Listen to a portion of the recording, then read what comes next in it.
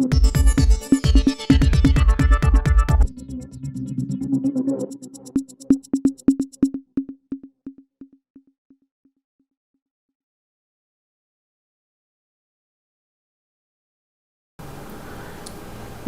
News में आपका स्वागत है। आज हमारे साथ डॉक्टर रचना दुबे जी, जो कि महिला रोग विशेषज्ञ हैं, जो कि जयप्रकाश चिकित्सालय में प्रभारी हैं, जो कि देखती हैं। तो उनसे हम बात करेंगे कि मैडम, इस समय जो महिलाओं में जो प्रॉब्लम है, जो समस्याएं हैं, वो थोड़ा सा आप बताएंगे किस तरह की प्रॉब्लम इस समय है महिलाओं में। महिलाओं की जो प्रॉब्लम्स होती हैं वो तो बहुत वास्ट होती हैं। जी जी। अगर हम यंग एज स्टार्ट करें तो यंग एज में महिलाओं को जो आजकल बहुत कॉमन लाइफस्टाइल डिसऑर्डर हो रहा है वो है पॉलीसिस्टिक ओवेरियन सिंड्रोम। फिर उसमें क्योंकि ये लाइफस्टाइल प्रॉब्लम है और ये बहुत सारी लड़कियों को आजकल हो रही है, क्योंकि उनका देर से जगना, लेट तक जगते रहना, अनियमित भोजन खाना, तो इसकी वजह से मेंस्ट्रुअल इरेगुलरिटीज होने लगी हैं गर्ल्स में। और साथ में ये भी देखा गया है कि उनके हार्मोनल इम्बैलेंस हो जाता है। तो ये 36 to 40% ऑफ द गर्ल्स में देखा गया है। इसके लक्षणों को पहचानना चाहिए, जैसे कि अगर किसी को अचानक वेट गेन हो रहा है या इरेगुलर पीरियड्स हो रहे हैं, एक्ने हो रहा है, अनवांटेड हेयर हो रहे हैं, इरेगुलर मेंसेस हो रहे हैं, अगर इस तरह की कोई भी प्रॉब्लम हो रही है तो उनको ये कभी कभी लड़कियां केवल डर्मेटोलॉजिस्ट के पास, स्किन वाले डॉक्टर के पास चली जाती, या कभी मेडिसिन के पास चली जाती, या फिर किसी आयुर्वेदाचार्य के पास। बाय द टाइम वो एक प्रॉपर गायनेकोलॉजिस्ट के पास आती हैं, ये प्रॉब्लम ऑलरेडी 5-6 साल हो चुके होते हैं और क्रॉनिक हो गई होती है। तो इट इज इम्पोर्टेंट कि लड़कियां समझें कि वो राइट टाइम पे डॉक्टर को अप्रोच करें, गायनेकोलॉजिस्ट को, और अपनी पीरियड्स की और उससे संबंधित जितने भी प्रॉब्लम्स हैं वो जल्दी बताएं। एक तो ये प्रॉब्लम होती है।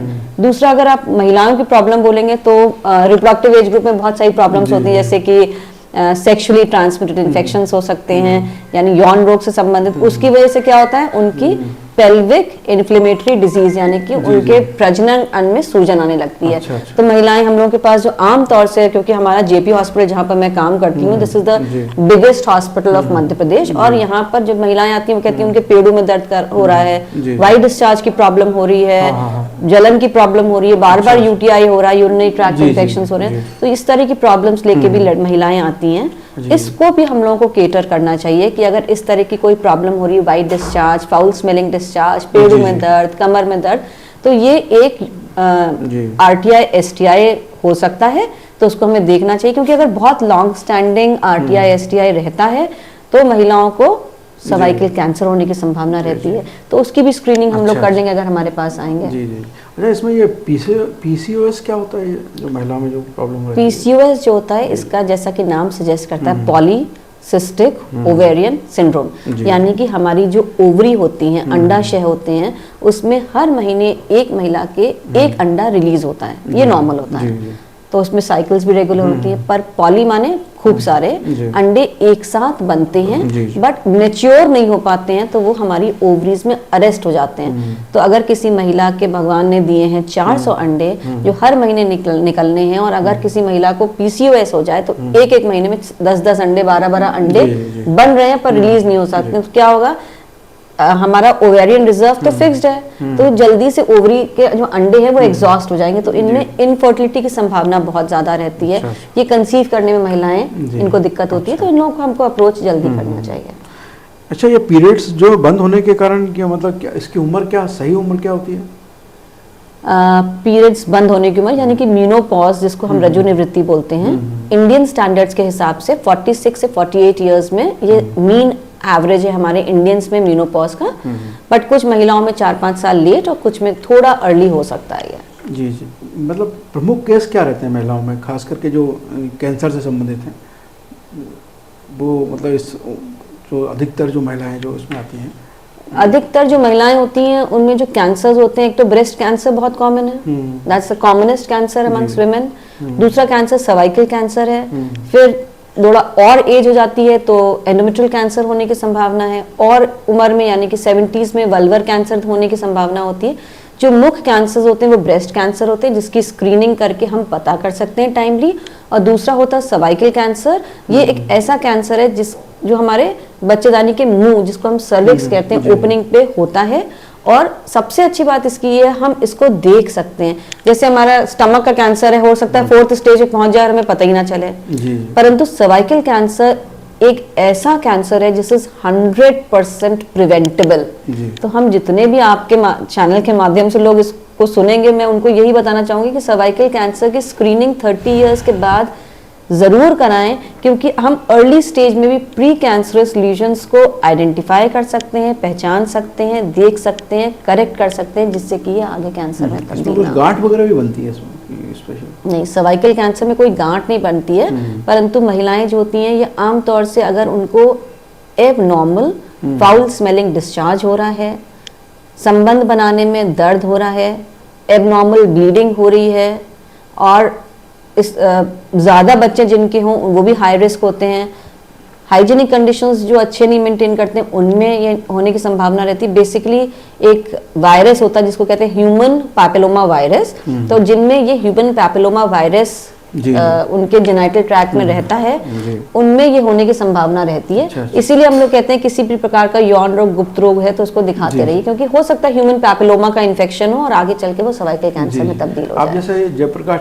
चिकित्सालय में बैठती हैं आप, तो आपके पास सुबह से लेकर काफ़ी पेशेंट आते हैं, किस तरह की महिलाएं, मतलब किस तरह के रोग लेके आती हैं इस समय, मतलब क्या जो मैं स्टेट ट्रेनर हूँ सर्वाइकल कैंसर के लिए और इनफर्टिलिटी सेंटर के लिए। तो हमारे पास आमतौर से जो महिलाएं आती हैं वो एबनॉर्मल ब्लीडिंग, अनियमित माहवारी, breast cancer, cervical cancer, prolapse, इस तरह की महिलाएं ज़्यादा आती हैं हमारे पास। ये किस कारण से होता है? ये क्या है, जो महिलाओं में इनसिक्योरिटी होती है उस कारण से इस तरह की ये जो बीमारियां, ये समस्या आती है, इसकी वजह क्या दिखती है? कौन सी बीमारी? लाइफस्टाइल में जो तनाव भी रहता है, बहुत सारी बच्चियों को भी रहता है और भी लोगों को, तो ये टोटल होता है। वर्तमान में जो रोग हो रहे हैं, तनाव, स्ट्रेस को ले लें अपन, या लेडीज़ की प्रॉब्लम, ये मतलब क्यों है ऐसा? मतलब अनियमित खान पान के कारण होता है ऐसा? कुछ बीमारी जैसे कि आपने पहले कहा था PCOS, ये जो होता है ये ऑब्वियसली खान पान से, और कुछ जेनेटिक प्रॉब्लम्स, जैसे अगर माँ कोई डायबिटिक है तो उसकी जो बेटी होगी उसको PCOS होने की संभावना ज़्यादा रहेगी। तो ये PCOS पर से अगर हम बात करें तो एक लाइफस्टाइल डिसऑर्डर है, परंतु अगर हम सर्वाइकल कैंसर की बात करें तो उसके रिस्क फैक्टर्स अलग हैं, जो कि अभी आपको बताया।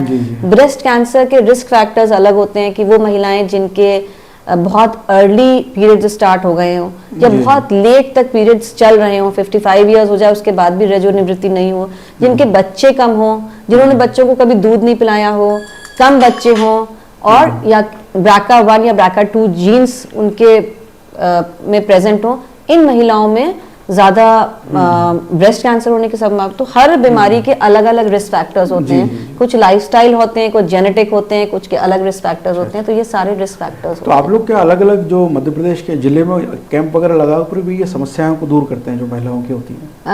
गवर्नमेंट इस पे कुछ गवर्नमेंट तो बहुत ही ज़्यादा काम कर रही है इसमें। सर्वाइकल कैंसर की हर महिला जो 30 वर्ष की होती है उसको हम लोग मैंडेटरी एडवाइस करते हैं कि आप अपनी ब्रेस्ट कैंसर की और सर्वाइकल कैंसर की स्क्रीनिंग अवश्य कराएं, क्योंकि आमतौर से अगर कुछ लक्षण नहीं हो रहे हैं आपको, हमारे पास ऐसे बहुत सारे पेशेंट्स आते हैं जिनमें कोई भी लक्षण नहीं मिलते हैं, बट हम जब स्क्रीनिंग करते हैं तो हमें एक प्री कैंसरस लीजन मिल जाता है। तो ऐसे में बहुत इंपॉर्टेंट है कि सब महिलाओं को 30 इयर्स के बाद, ये नॉन इन्वेजिव होता है, इसमें कोई सुई नहीं चुभोते हैं, कुछ नहीं करते हैं, केवल विजुअल इंस्पेक्शन के माध्यम से, कॉल्पोस्कोप के माध्यम से हम देखते हैं कि कोई लीजन तो नहीं, अगर होता है तो उसको देयर एंड देन ट्रीट कर देते हैं। आजकल सरकार ने हर हॉस्पिटल में थर्मल एब्लेशन मशीन्स दी हुई हैं, जिसके माध्यम से हम लोग उसको ट्रीट कर सकते हैं, जिससे कि आगे सर्वाइकल कैंसर ना हो। सिमिलरली PCOS के पेशेंट्स जो लाइफस्टाइल की डिसऑर्डर होता है, इस तरह की महिलाएं जो हमारे पास आती हैं इरेगुलर पीरियड्स, तो हम उनको बताते हैं कि भाई इरेगुलर पीरियड्स अकेली प्रॉब्लम नहीं है आपको ओबेसिटी भी हो रही है, आपको अनवांटेड हेयर भी हो रहे हैं, आपके हेयर फॉल भी हो रहे हैं, तो this is a multifactorial symptom of PCOS। तो उनको समझ में आता है, अच्छा हम तो बहुत दिनों से बाल का इलाज कराए थे, मेरी बाल was not the main problem, मेरे हार्मोन्स इम्बैलेंस हो गए थे जिसकी वजह से ये सारी प्रॉब्लम्स हो रही हैं। तो एक होलिस्टिक ट्रीटमेंट करते हैं जिससे कि महिलाएं ठीक हो जाती हैं। अच्छा, ये मुख्य कारण इसका निसंतानता का क्या होता है? निसंतानता बहुत बढ़ रही है, हमारे हिंदुस्तान में भी बढ़ रहे हैं। पहला मुख्य कारण तो है लेट मैरिजेस। ये देखा गया है कि अगर मैरिज लेट होती है तो जो क्वालिटी और क्वांटिटी ऑफ एग, यानी जो हमारा अंडा है उसकी क्वालिटी कमज़ोर होने लगती है। तो इसीलिए कहते हैं अर्ली मैरिज करना चाहिए और अर्ली चाइल्ड बियरिंग स्टार्ट हो जाना चाहिए, जिससे कि हेल्दी ओवा मिल जाए। सिमिलरली लाइफस्टाइल, जो हम इतने देर से डिस्कस कर रहे हैं कि लाइफस्टाइल डिसऑर्डर्स बहुत इंपॉर्टेंट हैं। जो हम लोगों का दिनचर्या है उसमें ऐसा बिगड़ गया यंग गर्ल्स की, यंगर जनरेशंस की, कि उसमें हार्मोनल इम्बैलेंस हो जाता है, जिससे कि उनकी साइकिल्स डिस्टर्ब हो जाती हैं और प्रेगनेंसी नहीं ठहरती है। मेल फैक्टर एक बहुत इंपॉर्टेंट फैक्टर होता है जिसको आम तौर से हम निग्लेक्ट करते हैं। और मेल फैक्टर में क्या होता है, smoking, tobacco consumption, weed, marijuana, ये सब चीज़ें आजकल बहुत कॉमन है, जिसकी वजह से क्या होता है, जो स्पर्म्स की क्वालिटी होती है वो भी बहुत कमज़ोर हो जाती है। तो मेल फैक्टर इनफर्टिलिटी बहुत कॉमन है।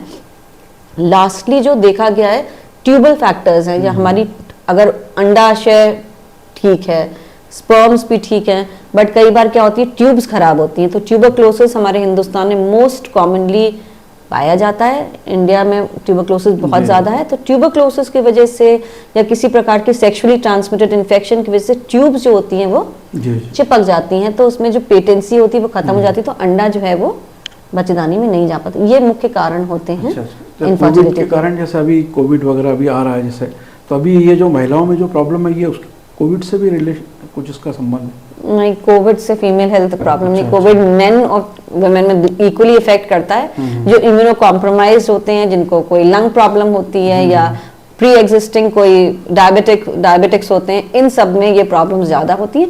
बट ऐसा कुछ नहीं है कि महिलाओं में पुरुष की अपेक्षा कोविड ज़्यादा होगा। जी जी। तो अभी आप जयप्रकाश चिकित्सालय में अपनी सेवाएं दे रही हैं जी। तो इसमें आप लोग और क्या क्या नया आप लोग क्या कर रहे हैं अभी गवर्नमेंट?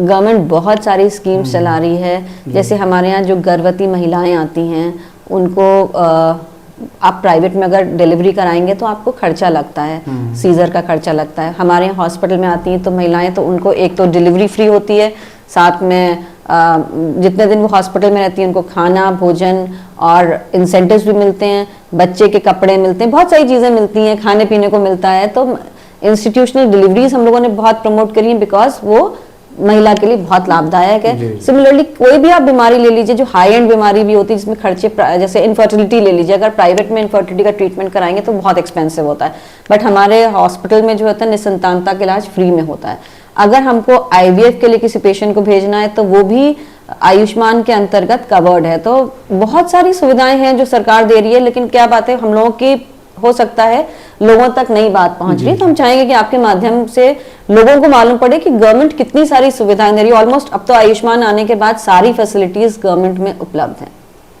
आयुष्मान में इसको शामिल किया गया है? बिल्कुल किया गया है। इसके अलावा आपके जो चिकित्सालय वहाँ पर टेस्ट ट्यूब में भी संबंधित कुछ ऐसा कुछ अभी तो ऐसा नहीं है, बट बहुत नियर फ्यूचर में हम लोग प्लान कर रहे हैं कि गवर्नमेंट सेटअप में ही ये सुविधाएं उपलब्ध करा दें, जिससे कि कहीं पेशेंट को आयुष्मान के माध्यम से बाहर भी ना जाना पड़े। अच्छा अच्छा, जी जी।